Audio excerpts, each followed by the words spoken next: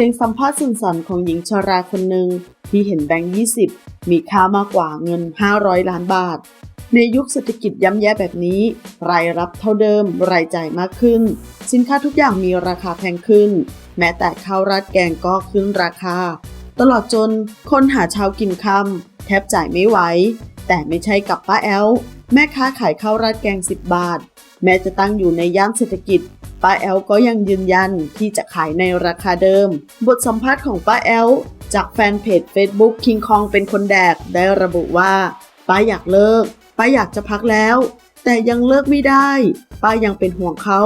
เสียงสัมภาษณ์สั้นๆที่ออกจากปากหญิงชราคนหนึ่งที่เห็นแบงค์20มีค่ามากกว่าเงิน500 ล้าน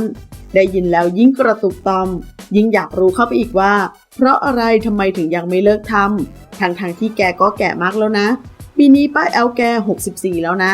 บวกกับรู้มาอีกทีที่ตรงนี้เป็นที่เศรษฐกิจมีคนมาติดต่อซื้อแกถึง500 ล้านบาทแต่ป้าแกก็ไม่ยอมขายบ้างก็บอกว่าป้าดื้อด้านบ้างก็บอกว่านางเป็นแม่พระทำอาหารราคาถูกให้คนได้กินต่างๆนานาถาโถมเข้ามาจนบางครั้งเขาก็ท้อแต่ถอยไม่ได้เพราะหลายคนรอการเปิดของร้านนี้ในทุกๆวัน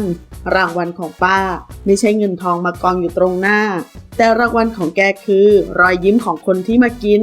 นี่คือสิ่งที่สัมผัสได้ทั้งหมดจากการสัมภาษณ์ผู้หญิงคนนี้ตลอดระยะเวลา20 นาที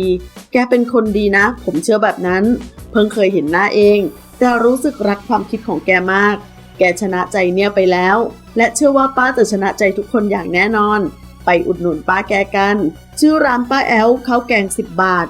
เปิดตั้งแต่ตี 5เข้าไปกินได้แล้วถึงบ่าย 2กว่าพิกัดแถวเซ็นทรัลแจ้งวัฒนะจะมีสักกี่คนที่ยังเห็นใจคนอื่นอยากให้ทุกคนได้กินของราคาถูกทั้งที่ตนเองมีโอกาสที่จะรวยเป็นมหาเศรษฐีเลยทีเดียวก็ขอชื่นชมในน้ำใจของป้านะคะ